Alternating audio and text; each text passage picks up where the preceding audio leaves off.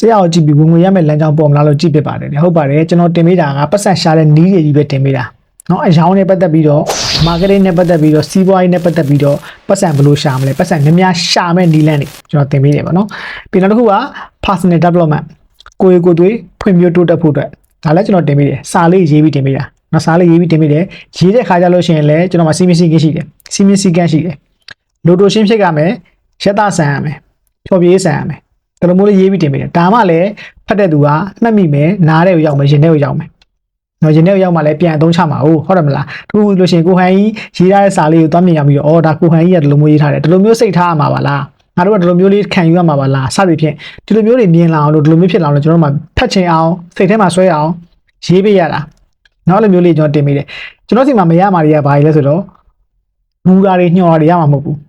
နော်ဟိုမှာလည်းလောင်ဒီမှာလည်းလောင်ဟိုလူကွန်းမအောင်မှာလည်းသွားပြီးလောင်ဒီလူကွန်းမအောင်မှာလည်းသွားပြီးလောင်ဟိုလူကိုဝေပင်ဒီလူကိုဝေပင်ဟိုပွဲမှာသွားပြီးရောပြောဒီပွဲမှာသွားပြီးရောပြောအဲ့လိုမျိုးကျွန်တော်ရဲ့ follower တွေမှာမရှိဘူးကျွန်တော်ကွန်းမတွေမှာလည်းမရှိဘူးရှိရင်လည်းကျွန်တော်လက်မခံအောင်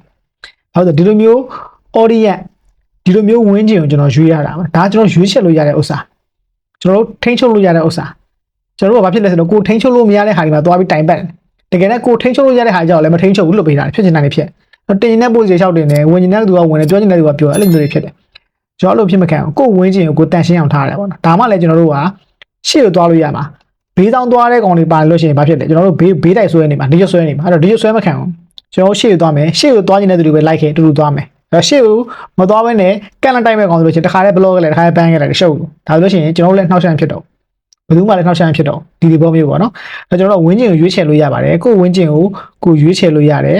ကိုဘလို့စကလုံးတွေပြောမှာလဲကိုပြောတဲ့စကလုံးပေါ်မူတည်ပြီးတော့မှ social media တွေလိုက်ပြပေးလိမ့်မယ်ကိုဘူတဲ့အကြောင်းတွေရှောက်ပြောလို့ရှိရင်ဘူတဲ့ကောင်တွေကိုတော့ပြပေးလိမ့်မယ် social media algorithm ကလည်းမလုပ်တယ်နော်သူ့ရဲ့ algorithm ကိုကဘူလို့ရှိရင်ဘူတဲ့ကောင်တွေပြဘူတဲ့ကောင်တွေအတွက် content တွေမဖန်တီးနဲ့တကယ်တိုးတက်ရှင်တဲ့သူတွေအတွက်ပဲ content တွေကျွန်တော်ဖန်တီးပေးတယ်ဒါမှတိုးတက်ရှင်တဲ့သူတွေကိုပဲ social media လည်းပြပေးတယ်သူ့ရဲ့ algorithm လည်းပြပေးအဲဒီခါကျတော့တိုးတက်ရှင်တဲ့သူတွေကပဲစုလာတယ်စုတော့တဖြည်းဖြည်းနဲ့ကျွန်တော်ရန်ဝန်လေးကပို့ပြီးတော့တန့်လာတယ်ပို့ပြီးတော့ကောင်းလာတယ်အားလုံးကရှေ့ကိုသွားခြင်းတဲ့သူတွေပဲဘယ်လောက်ထိရအောင်မိုက်တယ်ဒီတော့ကျွန်တော်တို့အတူတူစူးစမ်းကြမယ်ကျွန်တော်ကလည်းကျွန်တော်လေ့လာထားတဲ့ဘုသူတ္တတွေကိုမျှဝေပေးမယ်စီးပွားရေးနဲ့ပတ်သက်ပြီးတော့ကိုရီကိုသွေးနဲ့ပတ်သက်ပြီးတော့ကျွန်တော်မျှဝေပေးမယ်မိတ်ဆွေတို့ကလည်းအသုံးဝင်တဲ့ဥစ္စာကိုဆွဲယူပြီးတော့အသုံးချကျွန်တော်တို့အတူတူရှေ့ကိုသွားကြမယ်ဒီတော့ကျွန်တော်တို့အတူတူစူးစမ်းကြမယ်ကျွန်တော်ကလည်းကျွန်တော်လေ့လာထားတဲ့ဘုသူတ္တတွေကိုမိတ်ဆွေတို့မျှဝေပေးမယ်စီးပွားရေးနဲ့ပတ်သက်ပြီးတော့ကိုရီကိုသွေးနဲ့ပတ်သက်ပြီးတော့ကျွန်တော်တက်နိုင်တဲ့လောက်မျှဝေသွားမယ်မိတ်ဆွေတို့ကလည်းကိုယ့်အတွက်အဆင်ပြေတဲ့ဥစ္စာကိုဆွဲယူအသုံးချပြီးတော့ကျွန်တော်လည်းအတူတူရှေ့ကိုဂိုးကြမယ်။နောက်ကျွန်တော်မိတ်ဆွေရအောင်ဂိုးဖို့ ready ဖြစ်ပြီလား ready ဖြစ်ဆိုလို့comment ထဲမှာရှေ့သို့ဂိုးမယ်ဆိုပြီးတော့မှန်းခဲ့ပြီကျွန်တော်အတူသွားကြမယ်။နောက်ဗီဒီယိုမှာကျွန်တော်ပြန်တွေ့ကြမယ်။ကျွန်တော်ကိုဟန်ကြီးပါ။ Bye bye